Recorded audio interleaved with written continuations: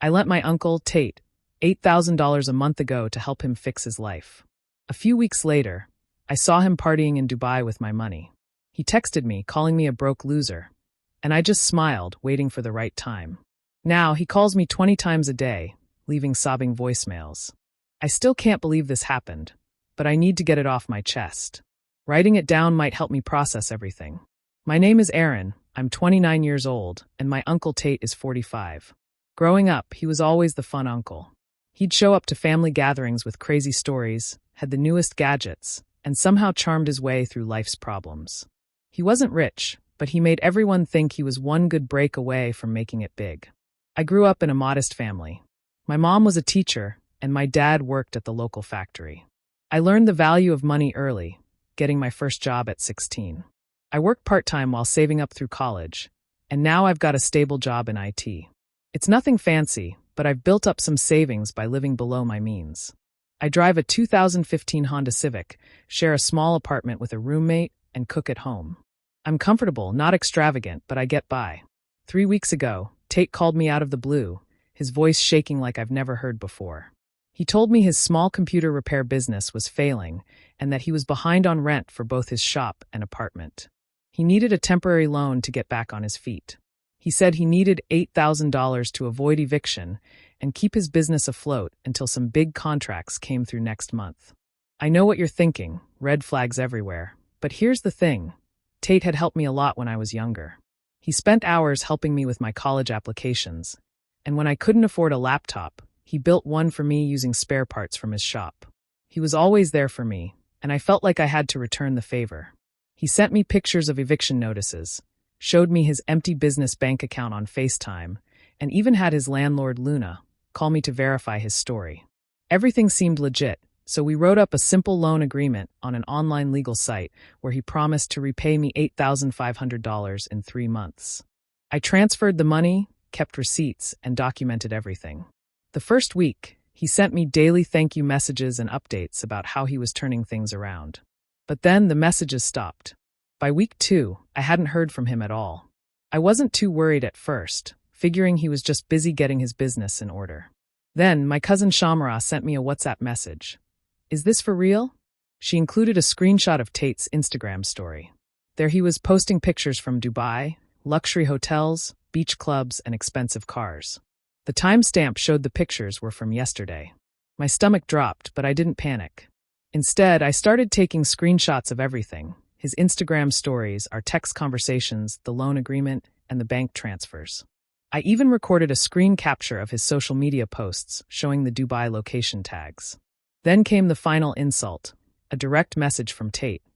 Thanks for the vacation fund, broke loser. Maybe if you weren't living like a peasant in that cheap apartment, you'd know how to enjoy life. Don't expect that money back. Consider it payment for all those times I helped you. Goodbye. Here's the thing, though. I'm not as naive as he thinks. That agreement we signed was notarized, and I had all the proper documentation for the bank transfers. His landlord's call was recorded with her permission, single-party consent state, and I had screenshots and recordings of his social media posts bragging about scamming me. I haven't responded to his messages. I didn't block him, but I've just been sitting here watching his Dubai stories, waiting and planning my next move. He thinks I'm a pushover because I live modestly, but he has no idea what's coming. I've got a plan in motion, and it's already unfolding. Tate's going to learn that living modestly doesn't mean I'm stupid or weak. It just means I'm patient and careful. Sometimes the best revenge is just letting people's own actions catch up to them while having all your ducks in a row. It's been a week since my last post, and things have developed quicker than expected. Thank you all for the advice and support. You were right. Staying calm and methodical was the way to go. Tate came back from Dubai yesterday. I know because his posts suddenly shifted from poolside selfies to frantic phone calls. 27 missed calls in 3 hours. I didn't answer, but I listened to his voicemails. The tone shift from his broke loser message was almost comical. Let me back up a bit. While Tate was in Dubai, my Aunt Lucia, who had warned me about him, put me in touch with Tate's ex-wife, Gloria. Turns out, my fun uncle has a history of pulling these kinds of stunts. He borrowed money from Gloria's parents right before their divorce, claiming he needed it for emergency surgery, but spent it on a business trip to Vegas instead. I took screenshots of the loan agreement and his Instagram stories showing him partying with my money, and I sent them to the family group chat. Not to be petty, but to warn others before he could target them next. The response was immediate. My grandmother, Luna, who always defended Tate, called me in tears. She revealed that he had asked her for $5,000 last month for the same failing business story. Then something interesting happened. One of his business associates, who follows him on Instagram, reached out to me through LinkedIn. Apparently, the big contracts Tate mentioned were a complete fabrication. His computer repair shop had been closed for months, and he'd been subletting the space to someone else while pretending to still run the business. I compiled everything into a folder: the loan agreement, bank transfers, screenshots of his Dubai posts, the messages where he bragged about scamming me, and statements from family members about similar incidents. Then I did something that really got his attention. I emailed everything to his landlord, Luna, not my grandmother, Luna, and his remaining business contacts. Yesterday morning, while Tate was still posting stories from his last day in Dubai, I filed a case in small claims court. The filing fee was worth every penny for what happened next. He landed last night and must have checked his phone because the calls started immediately. When I didn't answer, the texts started coming in. Hey Aaron, we need to talk about that money. Come on man, it was just a joke. I was always going to pay you back. Answer your phone. You're making me look bad to everyone. That stuff with the landlord was too far. She's asking questions now. Answer your phone. I finally replied with one message. All communication through legal channels from now on. Then I muted the conversation. This morning, the family group chat exploded. Tate was trying to damage control, claiming I misunderstood the situation. He said the Dubai trip was a business opportunity that would help him pay everyone back. Nobody's buying it anymore. My grandmother, Luna, who used to always take his side, sent him the most brutal voice message I've ever heard. I raised you better than this. You stole from your own nephew, who lives in a tiny apartment while you posted champagne pictures. Shame on you. The best part? His landlord called me today. Turns out the eviction notice he showed me was fake. He created it to convince me he needed emergency money. But now, thanks to the evidence of him subletting without permission and his Dubai spending spree, she's starting the real eviction process. I just got a text from Aunt Lucia. Apparently, Tate's at her house right now, trying to convince her to talk some sense into me. She's updating me on speakerphone. I can hear him ranting in the background about how I'm destroying his life by turning everyone against him. The irony of him accusing me of ruining his life, while he's the one who posted evidence of his scams, all over social media, is just perfect. The small claims court date is set for next month. His business associates are distancing themselves, the family's stopped enabling him, and his landlord has had enough. He tried to call again twice, and then sent a text saying he'd make it right if I just stopped all this. Too late, Uncle Tate. You called me a broke loser while popping champagne with my money. Now you get to learn why living modestly and being patient are actually signs of strength, not weakness. I'll update when there's more to share. Right now, I'm just watching everything unfold exactly as planned. Update 2. The past 2 weeks have been intense. Remember how I said I was letting things unfold naturally? Well, they're definitely unfolding, but in ways I never expected. It started with Tate showing up at my apartment unannounced last Sunday morning. I was having coffee with my roommate when aggressive knocking startled us. Through the peephole, I saw Tate looking nothing like his Dubai Instagram photos. Unshaven, wearing the same clothes from his last visit to Aunt Lucia's house. I didn't open the door. Instead, I started recording as he shouted through it. I know you're in there. Your car's outside, open the damn door. We're family. You can't do this to family. My roommate called the non-emergency police line, while I texted our building's maintenance guy. Tate kept switching between threats and pleading. You think you're so smart with your little court case? I made you who you are. Please, Aaron, just talk to me. I can explain everything. Open this damn door. When the maintenance guy showed up, Tate tried to convince him he lived here. That went about as well as you'd expect. The police arrived and Tate finally left, but not before screaming that I was ruining his life over a simple misunderstanding. Here's where it gets interesting. Remember Luna, his landlord? She called me that afternoon. It turns out Tate had been subletting his shop to 3 different people, collecting rent from all of them while they shared the space, thinking the others were just temporary coworkers. When they found out, thanks to my evidence folder, they stopped paying him. Now he's got no income and a legitimate eviction notice. The family drama escalated at my cousin Shara's birthday dinner. I wasn't there, but Lucia FaceTimed me during Tate's meltdown. He crashed the party already drunk, demanding that everyone stop taking my side. When grandmother Luna told him to leave, he started crying, then suddenly got angry and flipped over the birthday cake. Yes, you read that right. A 45-year-old man flipped over his niece's birthday cake because his family wouldn't help him dodge responsibility for scamming me. The video Shamara posted of him being dragged out while yelling. It was just a vacation. Why is everyone making such a big deal? Went minor viral on our local Facebook groups. His remaining business contacts saw it, game over. Grandmother Luna finally revealed something she'd kept secret for years. Tate had borrowed $12,000 from her retirement fund in 2019, promising to double her money through crypto investments. She never saw a penny back and was too embarrassed to tell anyone. He used that shame to keep her quiet, until now. His ex-wife Gloria reached out again, and more past scams came to light. He borrowed $3,000 from his nephew Lawson for emergency car repairs, bought a gaming PC, got $6,000 from his sister Lucia for a business opportunity, and took $4,000 from his cousin's wedding fund for temporary business expenses, without repaying any of it. The family's done enabling him. Every time he tries to contact someone for money or a place to stay, they forward me the screenshots. My evidence folder is getting thick. Yesterday, things hit a new level. Tate created a GoFundMe claiming he was a victim of family persecution and needed help fighting an unjust court case. He used photos from when he helped build my old laptop to paint himself as the generous uncle being betrayed.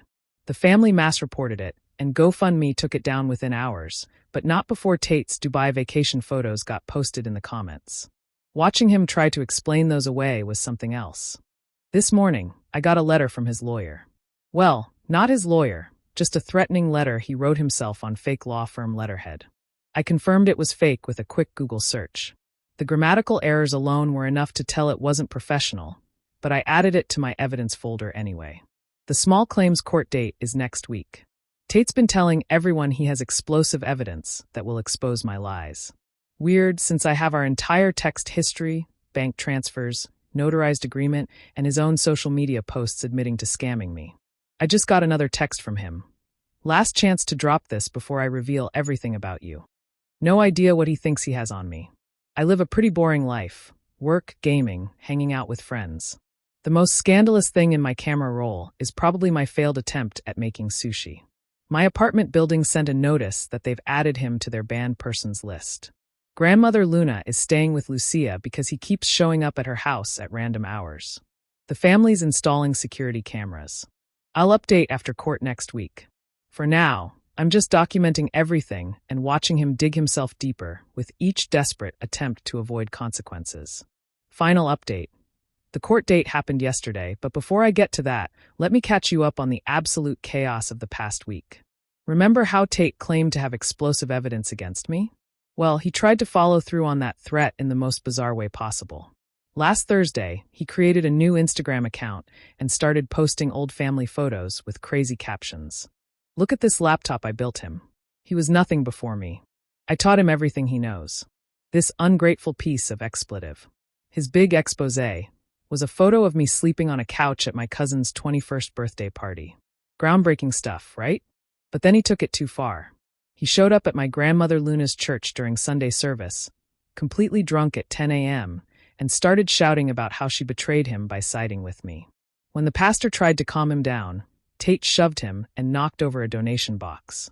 Someone recorded it all on their phone. The video shows him screaming, "You want to talk about stealing? Ask Luna about the money she's been hiding. Ask Aaron why he lives like a poor person when he has all this money to lend. They're all frauds." The police were called again. This time, they held him for 24 hours for disorderly conduct. He missed his shift at the gas station job he'd just started and obviously lost it. Court day arrived. I got there early with my folder of evidence. Tate showed up 20 minutes late, wearing what looked like a borrowed suit 2 sizes too big. The moment he saw me in the waiting area, he started in. "There he is, the golden boy. You happy now? You destroyed my life over a vacation." Security had to separate us. His ex-wife Gloria, who came to support me, just shook her head and said, "Classic Tate, always the victim, never the problem." In the courtroom, Tate's defense was interesting. He claimed the Dubai trip was a business networking opportunity and that I was sabotaging his success out of jealousy. When the judge asked about his broke loser text and social media posts bragging about scamming me, he actually said that was just a joke. Aaron knows my sense of humor. The judge wasn't amused, especially when Tate interrupted her to argue that family loans aren't real loans and nephew money is different from real money. His voice kept getting louder until the judge threatened to hold him in contempt. That's when he completely lost it. This is all a conspiracy. They're all against me. Aaron turned my whole family against me because he's jealous of my lifestyle. He lives in a crappy apartment and drives an old car while The judge cut him off right there. Judgment was in my favor for the full amount, plus court costs. Tate stormed out, kicking a trash can and setting off the metal detector on his way out. But here's where it gets really interesting. This morning at 4 a.m., I started getting voicemails from Tate. I got evicted for real this time. All my stuff is in my car. Nobody will take my calls. I've got nowhere to go. You happy now? You proved your point.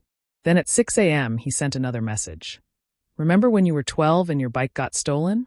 I bought you a new one. Remember that? I was always there for you, and this is how you repay me. At 8 a.m., he sent a final message. I'm parked outside that coffee shop you like. Just come talk to me, please. I'll sign whatever you want. I'll make payments. Just call off the family. I can't take this anymore. Aunt Lucia called to warn me. He's been driving around to everyone's houses crying in their driveways. Grandmother Luna finally had enough. She called a family meeting for this Saturday. Mandatory attendance, Tate included. I just got the group text from her. This ends now. Either Tate admits everything and agrees to real change, or he's cut off completely. No more chances, no more enabling. Aaron will be there with a repayment agreement. Either he signs it and means it, or he loses his family. His choice. Tate's response.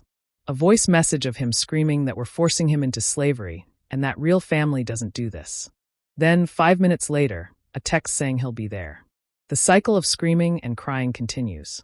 He's currently blowing up my phone with alternating apologies and threats. Classic Tate, but now nobody's buying it. I'll post one more update after the family meeting. Either Tate signs the agreement and starts the long road to making things right, or he loses the last support system he has left. His choice.